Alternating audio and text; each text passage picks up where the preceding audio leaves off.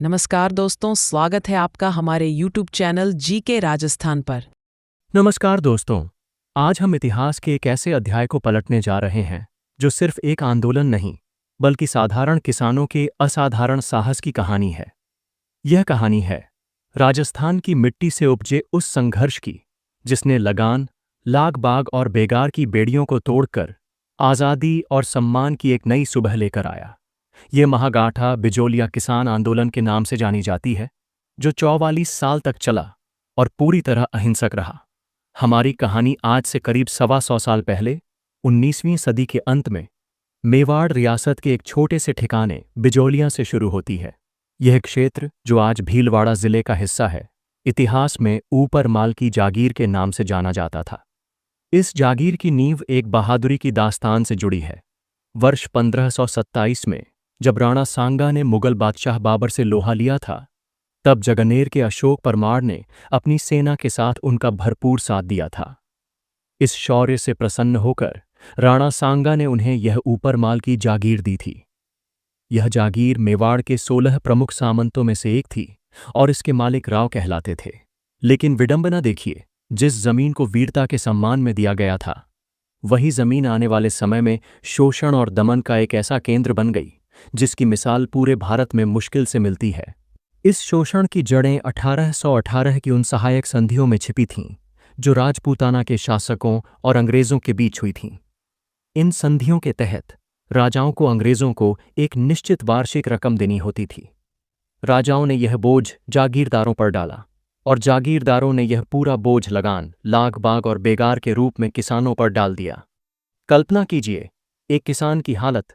उन पर 84 प्रकार के कर लगाए गए थे, जिन्हें लाग बाग कहा जाता था। इन करों को चुकाने में उनकी आधी से ज्यादा कमाई चली जाती थी। इसके अलावा उनसे बिना किसी मजदूरी के जबरन सामंतों के लिए काम भी करवाया जाता था, जिसे बेगार प्रथा कहते थे। किसानों की मेहनत और पसीने का कोई मोल नहीं था।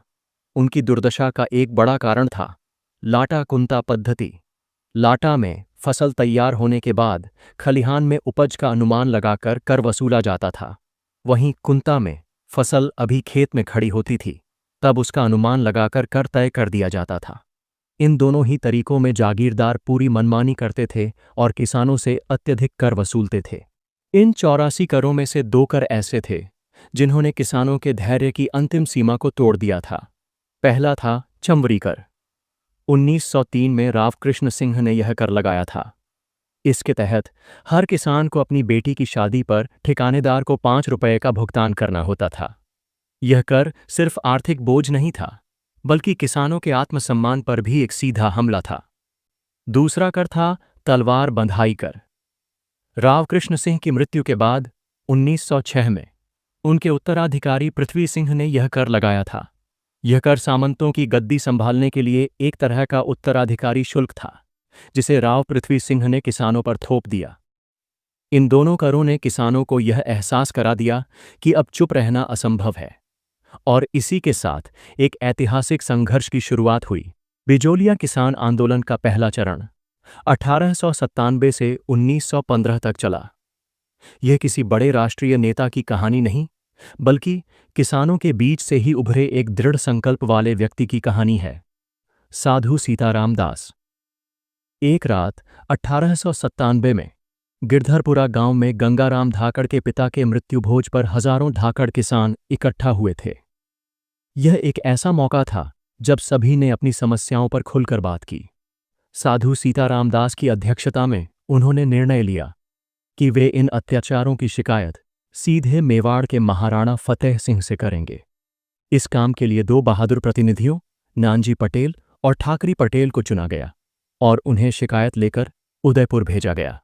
महाराणा ने शिकायत सुनी और जांच के लिए हामिद हुसैन नामक एक अधिकारी को बिजोलिया भेजा। हामिद हुसैन ने अपनी रिपोर्ट में किसानों की शिकायतों को सही पाया, लेकिन मेवाड़ सरकार ने कोई ठोस कार्रवाई नहीं की। मेवाड़ सरकार की इस निष्क्रियता ने सामंत राव कृष्ण सिंह का हौसला बढ़ा दिया। उसने उन दोनों साहसी प्रतिनिधियों, नानजी पटेल और ठाकरी पटेल को जागीर से निकाल दिया।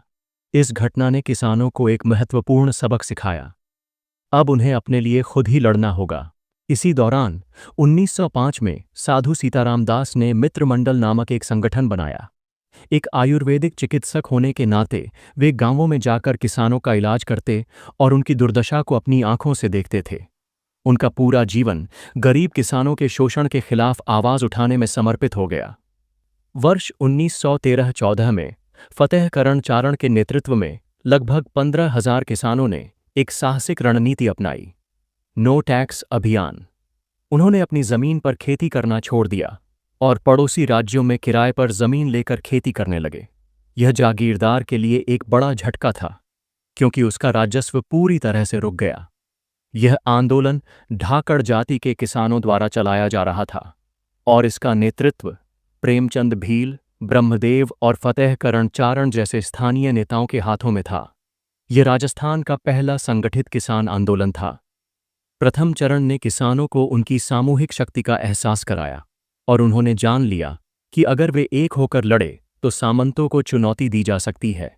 प्रथम चरण के अंत में 1915 में साधु सीताराम दास की मुलाकात एक ऐसे व्यक्ति से हुई जो बिजोलिया आंदोलन की दिशा हमेशा के लिए बदल देने वाला था।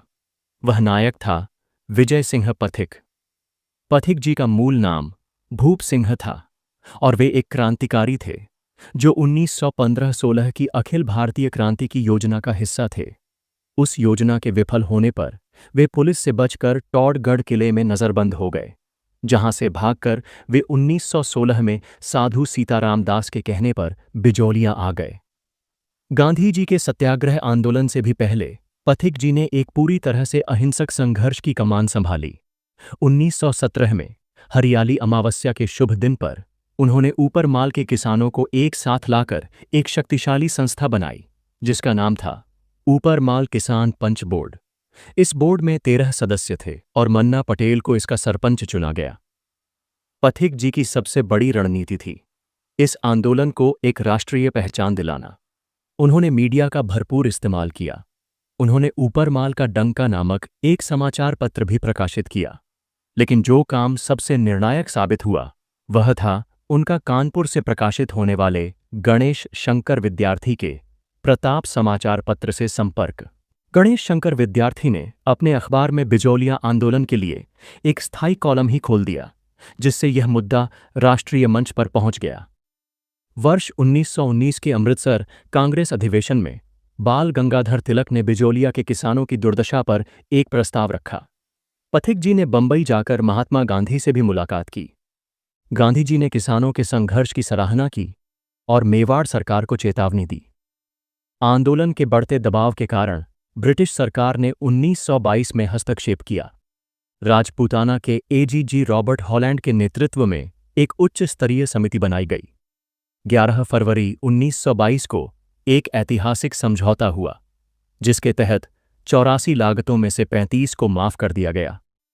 लेकिन यह खुशी ज्यादा दिन नहीं टिकी। ठिकानेदार ने कुछ ही समय बाद माफ की गई रियायतों को वापस ले लिया और नए कर थोप दिए। द्वितीय चरण की सफलता के बाद आंदोलन में कुछ मतभेद हो गए थे।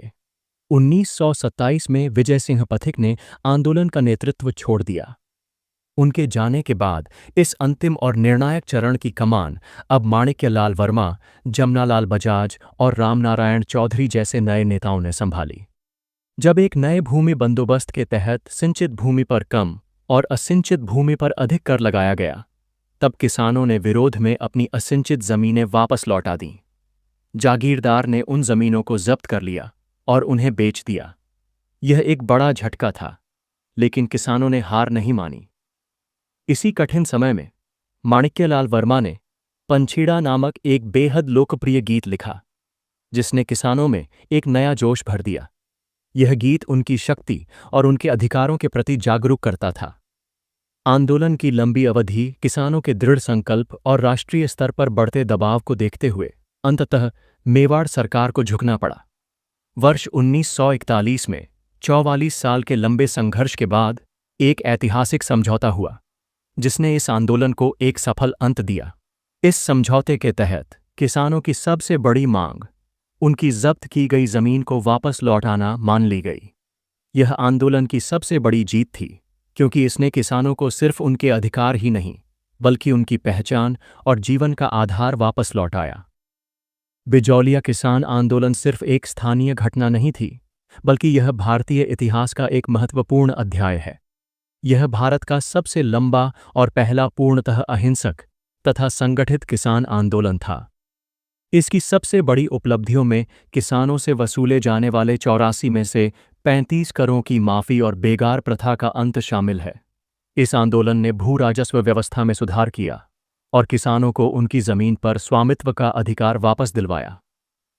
तो दोस्तों, यह थी बिजौलिया किसान आंदोलन की पूरी कहानी। उम्मीद है कि हमारी ये कोशिश आपको पसंद आई होगी। अगर यह वीडियो आपको अच्छा लगा तो इसे एक लाइक ज़रूर कर दें। आपका एक लाइक हमें ऐसी और भी प्रेरणादायक कहानियां बनाने के लिए मोटिवेट करता है। और हाँ, कमेंट में हमें यह ज़रूर बताएं कि आप किस एग्ज़ाम की तैयारी कर रहे हो। हमें आपके सुझावों का इंतज़ार रहेगा। चैनल को सब्सक्राइब करके घंटी दबाना ना भूलें, ताकि अगली वीडियो आप तक सबसे पहले पहुंचे। आप सबका बहुत बहुत धन्यवाद।